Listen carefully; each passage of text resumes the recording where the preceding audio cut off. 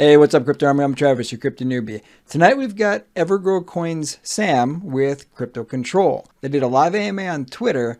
I wasn't able to do a live stream tonight. I had some other stuff going on. I did record it so you can check it out on my channel. Now, hopefully you enjoy the AMA. There's a lot of really good information in there.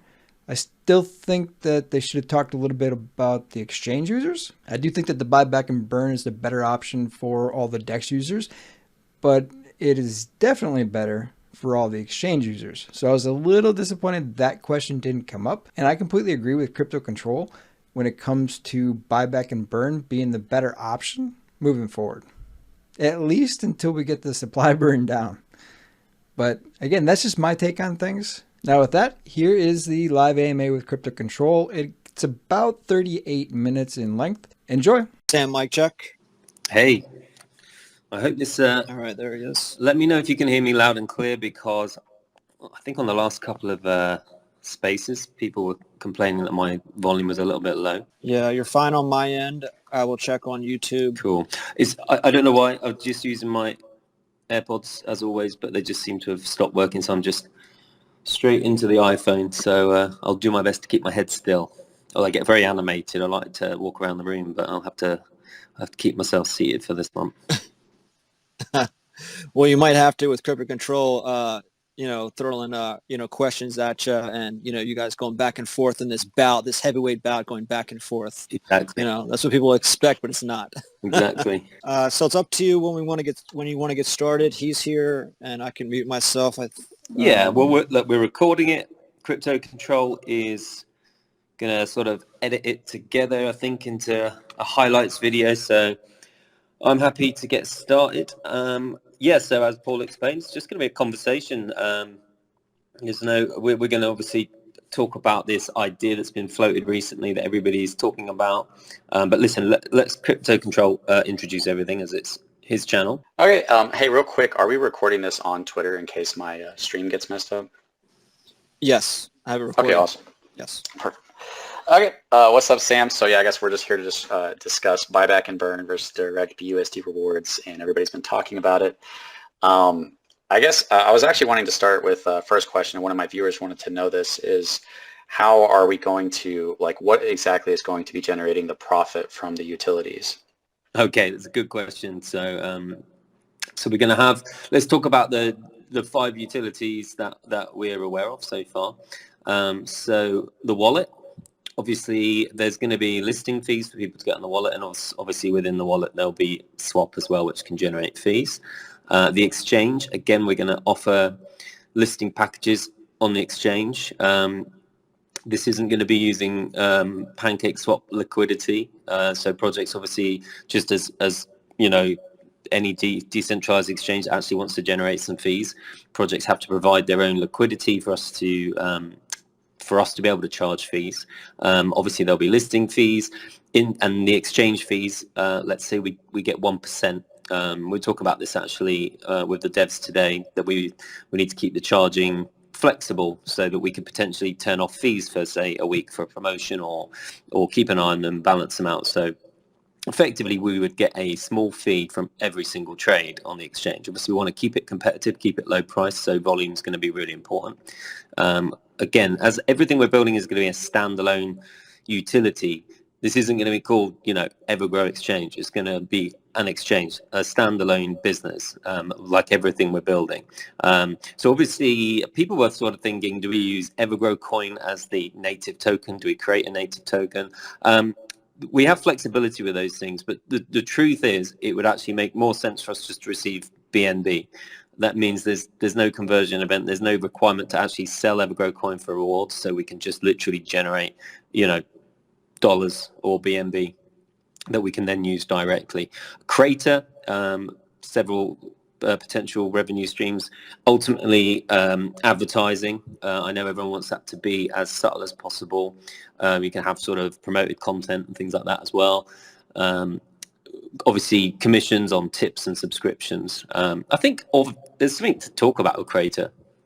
Crater is such a huge project, and it has the ability to, be this ridiculous global business. So everyone's always going to be asking, how can you guys, like, running all these utilities, keep on top of all this stuff? And the simple answer is, we would get to a point with something like Crater where we would go into a partnership very happily with a global player, with a company that has the infrastructure.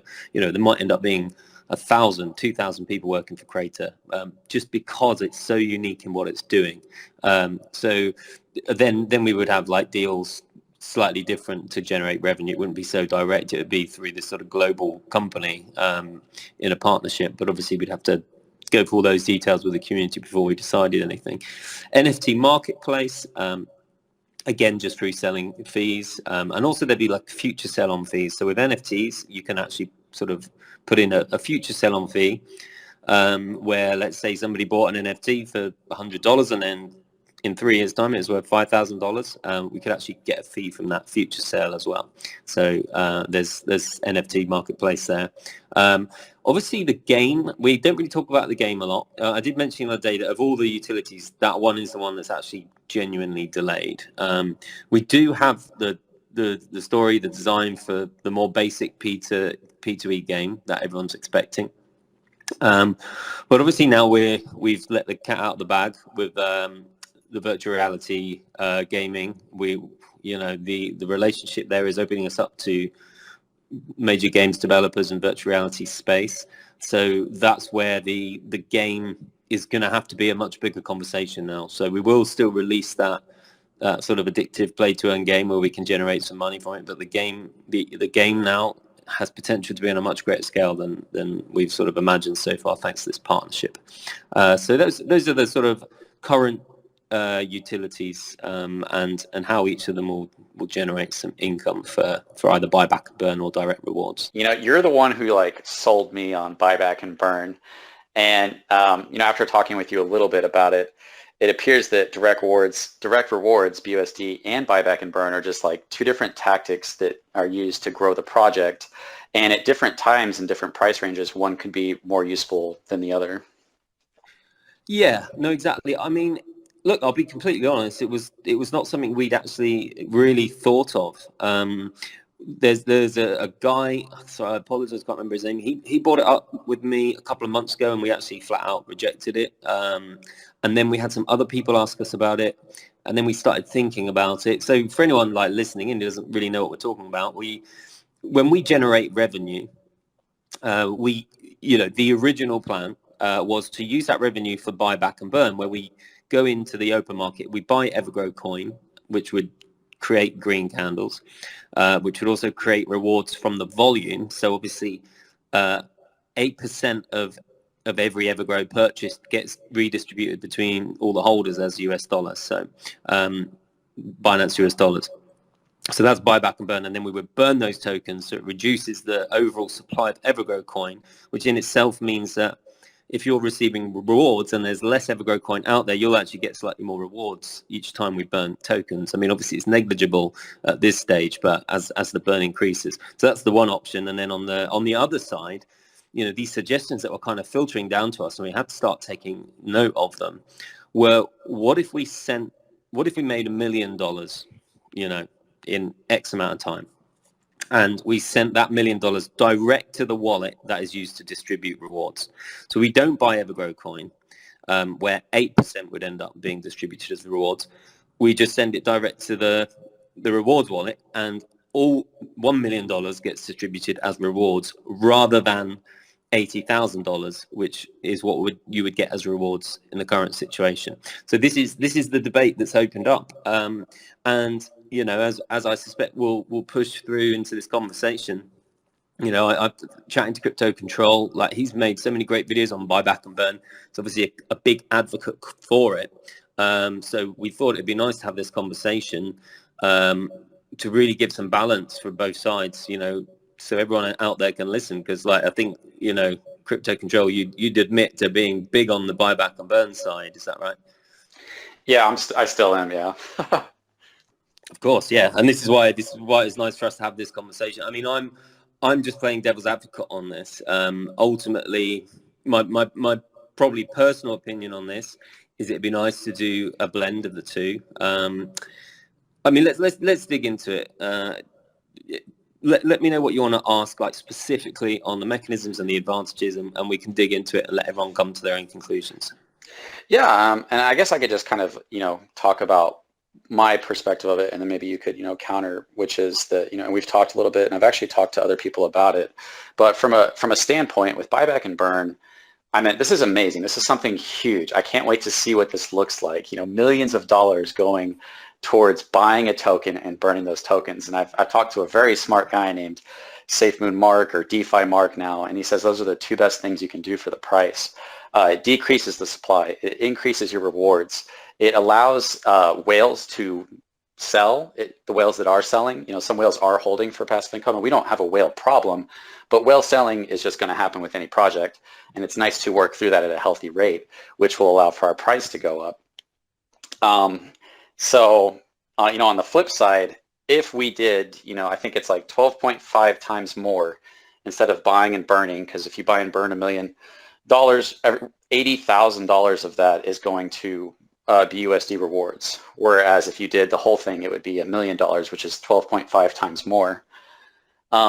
So that could lead to people seeing a high APY and possibly bringing in big investors. And I think that if that did happen, that would probably be more advantageous than buyback and burn if that happened.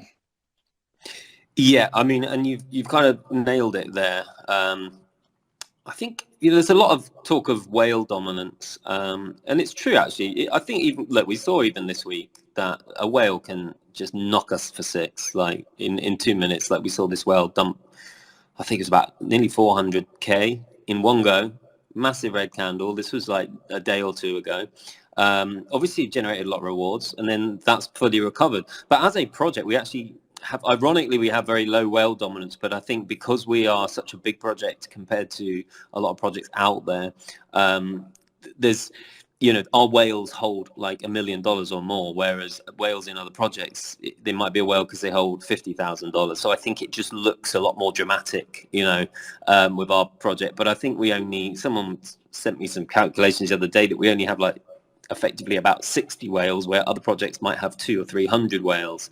So the whale argument is interesting, because if we look at it on the other side, so you're obviously saying that you think buyback and burn might help with the whale problem, but if we suddenly started generating high APY, okay, so for anyone who doesn't know what we mean by APY, that's basically your yield. So if you invested $100 and every year you were making $50 in BUSD rewards, that would mean you had a 50% yield. Okay, so when we say APY, that's what we mean. So if it's a 50% yield, it means you're making half your money back every year in rewards, and that's like half the money that you invested. So at the point of investment. So if we had, let's say we've got a few whales still sat on $1 million or more. Let's say you're a whale with $1 million.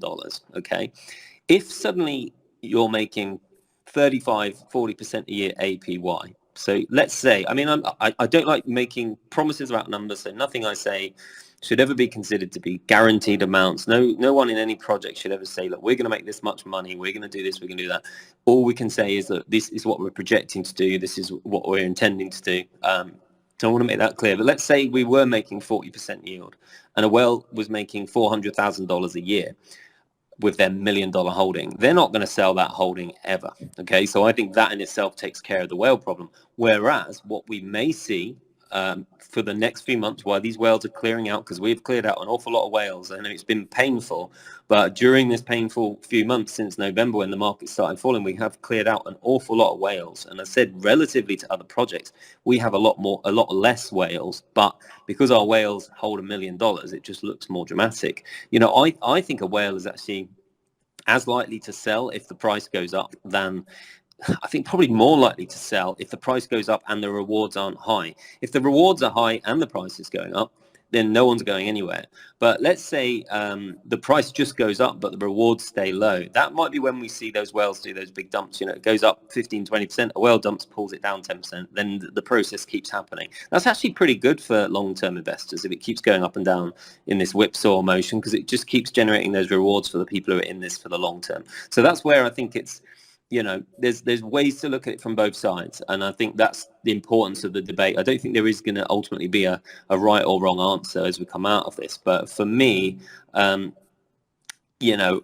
I'm obviously not going to ever sell my tokens. That's not how we agreed to run it, with effectively the fact that we're getting paid our salaries from the tokens that have been assigned to us, etc. But those, I would say a whale with $1 million making several $100,000 a year is not going to sell, almost guaranteed. And that's the quickest way to get to that would be through directly paying 100% of that revenue as rewards.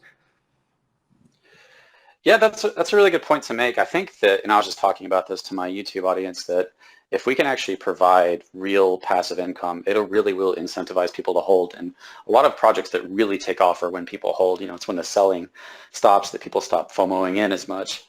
And with the I forgot what I was going to say, but yeah. Well, you get to edit the video, so it doesn't matter too much. No, I'm keeping this part in. This is going to be a long pause. Is this a bloopers for the bloopers? Yeah. It was something about the flip side to what you just said, because you were saying that whale dominance. Yeah, that's another thing. And you made the great point that with buyback and burn, that could actually end up creating more volume, because we would have to make 12. If we could make 12,500,000 off of that buyback and burn through all the ups and downs, then you'd be making just as much as if you redistributed those BUSD rewards to the holders. But as far as whale dominance, another point that I have to make is that with the BUSD rewards, if whales are getting a lot of BUSD rewards, they could just be reinvesting it and maintaining their position.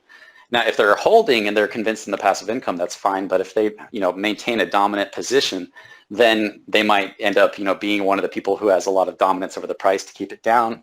And most of us as smaller investors, we don't like that. We like to see the price go up. So we want to see them lose their dominance. It's another interesting point where I think, again, to play devil's advocate on that, I would say that our whales are less likely to be buyers than our smaller holders. If someone invested early and they're sat on a big, life-changing amount of money, I would say them, they want rewards. That's why they're holding. And I'd say they're less likely to add to their pot. Whereas if you're an investor trying to build your bag, you maybe have a few $100s worth, and you're suddenly getting high dollar BUSD dollars, you'll be able to build your bag pretty quickly by reinvesting those dollars into EverGrow, while our price is so low. So again, I think what I think most interesting about this conversation is it's so unique that we have these two potential benefits for the project that just really balance each other out on both sides with benefits and and the potential outcomes of using one or the other. Because we could also say, again, absolutely right, look, if tomorrow we do have something up our sleeve where we hope this will become a reality, and we announced it before, but we have some news within the next 2 weeks where we expect to generate a significant amount of money as part of a launch to be able to do this, and maybe we'll do half and half. Maybe we'll talk to you guys. Maybe we'll do a vote. But you are right. Clearly, if we had $1 million tomorrow and we bought EverGrow Coin, we would see a huge green candle. Okay, there's zero denying that. With $1 million, the way our price moves, the price could go up 30%. I mean, again, nothing's guaranteed with these numbers, but it has the potential. $1 million buy could have the potential to do that, whether we did it in a moonshot, whether we did it over a week. It has the potential to have that effect. So there's no denying that, and that would create 80,000 worth of rewards. But if we were to then, on the flip side, pay that $1 million out in rewards, that would be a very significant rewards day for everybody holding the coin. It would make those people on the outside who might be looking for yield, look at EverGrow and go, wow, listen, we're talking about a completely different market. I won't say too much. I think we can move on to, who can be attracted by high yields. I would. Yeah. I don't know anything about that. It'd be amazing to hear you talk about that. Yeah. I mean, look, the truth is yields are impossible to get these days. Okay.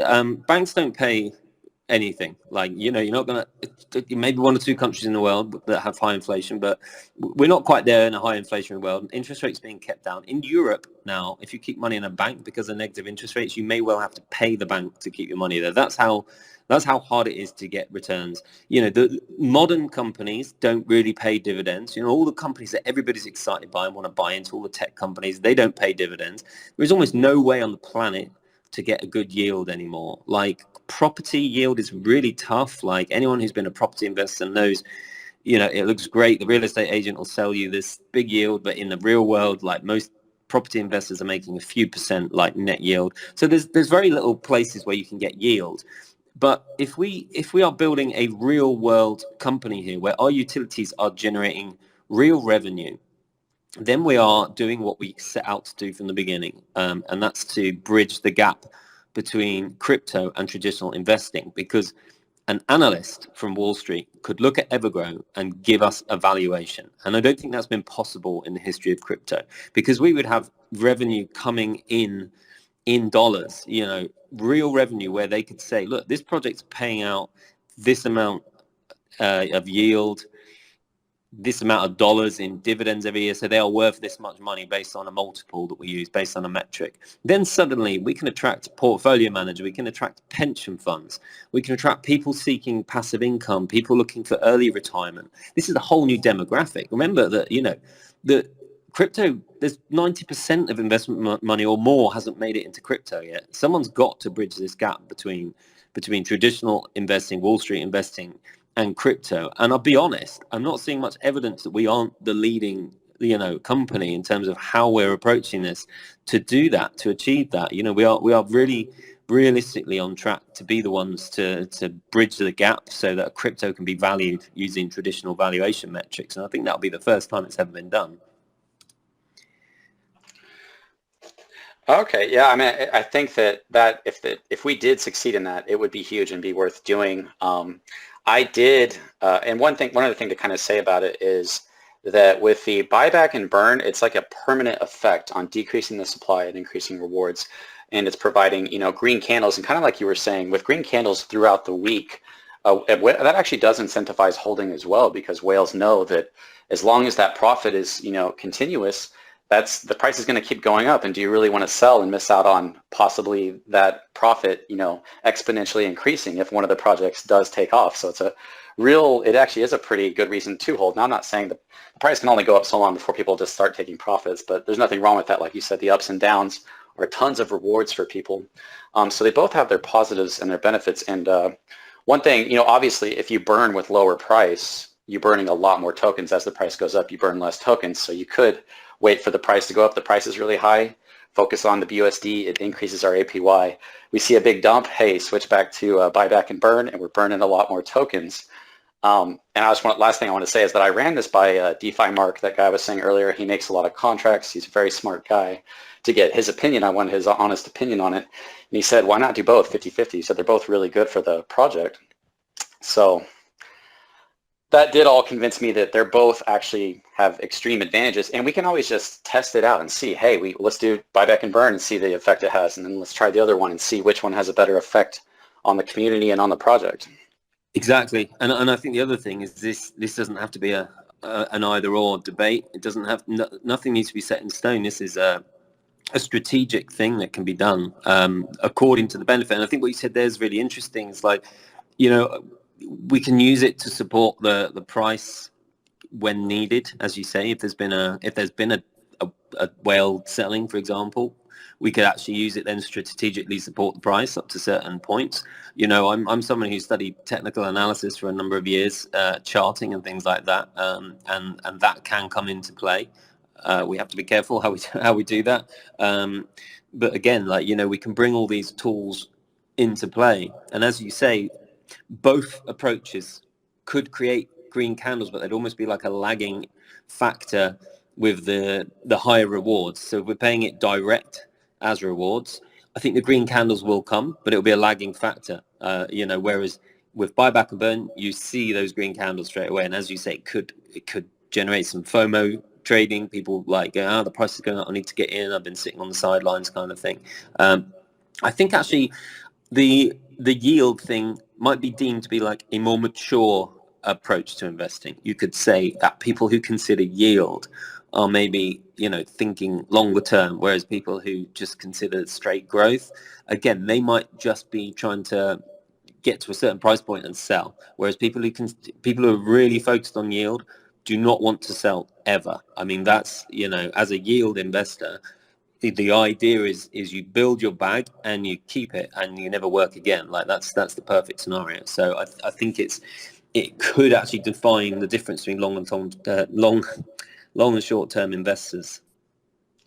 Yeah, and if I could point like one more thing out about that is that a lot of people they don't actually pay attention to APY. It'd be hard you have to follow every buy and sell you made and look at the volume. They're kind of just sold on what I've learned, which is the tokenomics and the burning through the supply increases our rewards. We're at like 170 right now, and that dramatically goes up if we got down to 25 trillion supply. Obviously that would take insane volume to happen.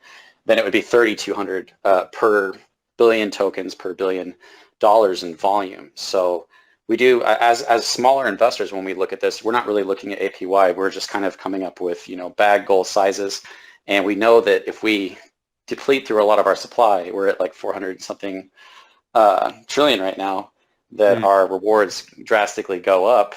And it's more of a realistic goal for them to look at as far as I need to get this many billion tokens so that if we get to this point and we have consistent volume, I'm getting this much a month. It only takes 33 million a day to hit $1 billion in a month. And that's $170 right now. That's actually not bad. It's we haven't burnt that much recently because the volume's been very low. With the price of BB&B being low, we've sort of been holding off burning. But we've actually, after all the initial burn, so this is like once the project was fully live and up and running, we've burnt 20 trillion tokens. I don't think people realize how much we're burning. Like in the last 24 hours, we burnt 187 billion tokens. The day before, we burnt 161 billion tokens. I think maybe we need to talk more about this. We should probably be updating people regularly. But this is just, we're in very low volume at the moment. And yet, since we launched and the initial burn, etc., we've burnt 20 trillion tokens. That's a huge amount. In US dollars, that's a huge amount as well. So this is just the organic burn. And this is the thing everyone has to remember. Everything that you and I are discussing today is in addition to the organic volume. That is, and as you say, if we attract more and more people, we're going to have more organic volume and more organic burn. Burn's going to continue organically, whichever methodology we use. And we've already had, considering how poor the crypto volume has been generally in the markets. I mean, crypto volume is down around 70% from the peak back in November. We're still burning an awful lot of tokens. I mean, again, we should be talking about it more, because we're burning huge numbers of tokens. Sometimes $100,000 a token in a day, sometimes more than that, but we don't really talk about it as much like we do sometimes. I think our peak daily burn was almost 200 billion tokens in a day. Probably even more than that when we were really hitting high volumes. So this stuff is going on. I've just looked back. I think there was one day where we burnt nearly 1 trillion by the looks of it. Now maybe I'm wrong with those numbers, but I'm just looking at SafeMoon Dave's burn report, which is obviously an independent tracker, which we actually use as well. So the burn carries on anyway. So this is all, I think that's the other thing to point out. Any APYs we're talking about, any burns we're talking about, these are in addition to what's already happening daily. These are in addition to the rewards that you're getting already. So listen, we've done about half an hour. I think we've covered off sort of the topic quite well. Is there anything else you want to cover? I guess if there's one last thing I could go over that, and then maybe we could ask you about the new meta project, the abstract that we just announced yesterday, which was that I was trying to keep it in my mind. I'm probably going to lose it because I'm on the spot. That with the burn, what were we talking about? What was your point that you just made, Sam? I just want to make a quick point off of it. More that we've just got this organic, ongoing burn in addition to everything that we're discussing. Okay, yes, thank you. That brought it back to me. So I think that, most investors are actually down for the rewards, actually doing just that. They just want to burn through the supply a decent amount to get there. rewards up. And I think that, like you said, hey, doing buyback and burn here when the price is low gives us green candles, puts the price back up, and it burns through a lot more tokens when you do that when it's low. So it's a lot more better to do when it's low. And I think for the most part, people are down for that. They just want to burn through a lot of the supply because that increases the amount that we're getting for the regular volume per however many tokens you hold. Exactly. Yeah, and because look, there's no hiding from the fact that the price is super low at the moment, and we're keen to start generating revenue within the next few weeks. I mean, I said that we should see pretty quick revenue from the launch of the NFT marketplace, and then Creator and NFT are going to go online. I think there'll be a little bit of a lag for revenue, but I would like to think within a few weeks we'll start to see the initial revenue trickling in, and I suspect a lot of people are going, okay, look, we're at this crazy low market point. Seems to be a good place to get tokens, and also seems to be a great place to use buyback and burn. So again, you're right on that side. We could, $1 million would get rid of a lot more tokens today than it would if and when, again, I don't want to give investment advice or projections that are too specific, but if and when we get back over $1 billion market cap, obviously $1 million will do a lot less. So people are definitely right with that argument that while the price is low and we have cash dollars, we can burn significant numbers of tokens, and we will always consider that. We will consider those numbers. Oh, Sam, I got one more question for you. Okay. Have you ever played VR, or have you been in the metaverse at all? Very, very little. Like, I've done it at sort of trade shows and things like this. So we can just touch on. I don't want to go on too long tonight, but we can just touch on the announcement yesterday. If you've got anything you want to ask about it. I'm actually real big into like metaverse. I do like Beat Saber. I'm pretty into it, so I'll definitely be jumping into that marketplace on Creator and being one of those content creators that you can interact with in the metaverse. That's going to be really exciting. I love VR. If you haven't done it, there's no experience like it, because when you move your head, it moves just like it does in real life. So you feel like you're there. That's why you have all these videos online of people jumping into walls and stuff, because the brain convinces them that they're actually there. So it's amazing. Yeah, it's becoming so accessible now, and I think what objective reality are doing, and I don't think people again necessarily quite get the scope of this, is they're doing all this via cloud, and it's going to open it up. There are 40 million odd people already out there with VR headsets, but there's nobody doing this approach. So we're going to be very, very early to market, but. So look, I was actually talking to Colin today, who runs Objective Reality. So what we want to do is evolve the 2D ecosystem into the virtual reality, the abstract, okay, which is a metaverse application, effectively. I mean, I think metaverse is one of those sayings like Web3 that means different things to different people, but for the sake of this is like going into a virtual 3D world where you can interact, socialize, do things. That's what we're talking about when we talk about metaverse.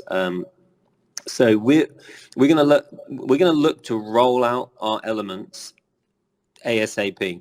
And I was talking to Colin about this today. So there are going to be social spaces. So the abstract is going to be a subscription-based service, but we've already talked about ensuring that there are free areas, so people don't have to pay anything to enter the lobby, to socialize, and to have access to the EverGrow ecosystem within that. But obviously the abstract offers all these amazing gaming. You can see the gaming partnerships, some pretty heavy stuff going on there.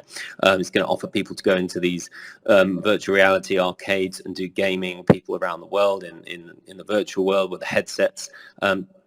But from a creator point of view, I think the first thing that we will see, because the space has already sort of been conceptualized and designed, is our NFT marketplace moving into a virtual gallery. So you'll be able to walk around, have NFTs on plinths or hung on the wall like paintings, be able to browse, flip through things.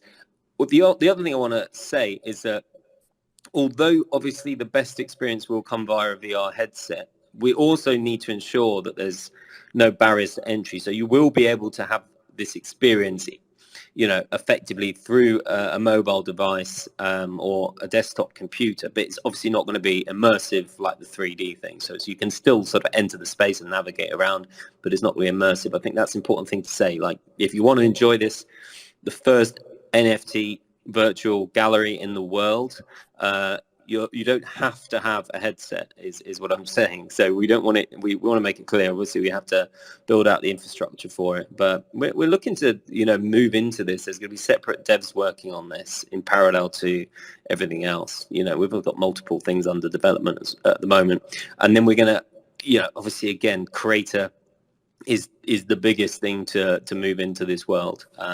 So we're going to do the things that are a little easier first, just to sort of gently move into it. But I think it's going to be, first and foremost, I think it's just going to be a really cool experience. And again, it'll be something that we're pretty confident we're going to get first to market on, is to be able to go into that virtual NFT gallery. And even just for the novelty factor, there's lots of NFT marketplaces out there, but who's going to be able to say, listen, guys, you can walk around ours like you're in a museum or an art gallery? We can say that. And look, if there's 3 or 4 NFT marketplaces and they're all charging the same fees and a lot of them have the same NFTs available, I actually think the one that offers the most enjoyable experience may well do very well. And that's why we're really keen to get this option in place ASAP.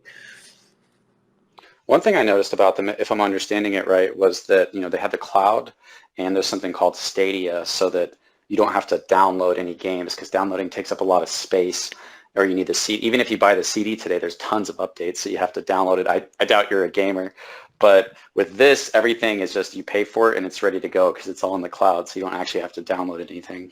Exactly. And again, this is where it all needs to be. And this is where we're going to be very, very early movers. And this is the credit here is down to objective reality. They've run these bricks and mortar stores, for years doing this stuff. They know what users want.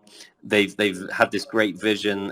They've got some sort of top designers they're working with, and they have this great vision to bring what they know into the metaverse, essentially. And I think it's crazy that that they're looking to be the first movers on this. It's crazy that this hasn't already happened, but sometimes you just need someone who's just been running a normal business, a successful business, to say, you know what, I can picture this business going global, and this is how I can do it. And similar with EverGrow, because our exchange, with the exchange designs are really nice. I think we're going to be able to leak them quite soon. Everything has to be easy these days. Again, you don't want to have a huge gaming computer and all this complicated equipment, and as you say, all this data stored locally. The whole point of this is that it's instant. It's on the cloud. And again, I'm not a technical guy, but this is how it's designed to work. You basically enter that virtual world, enter the virtual arcade, and you can play those games straight away. And we're only able to do this now because of the world of cloud, and because internet speeds are where they are now. You wouldn't be able to do this 18 months ago for sure.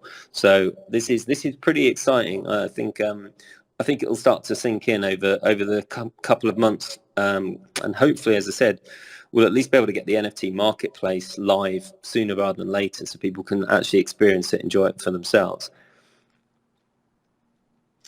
Okay, you sound pretty tired. What time is it over there? It's late, man.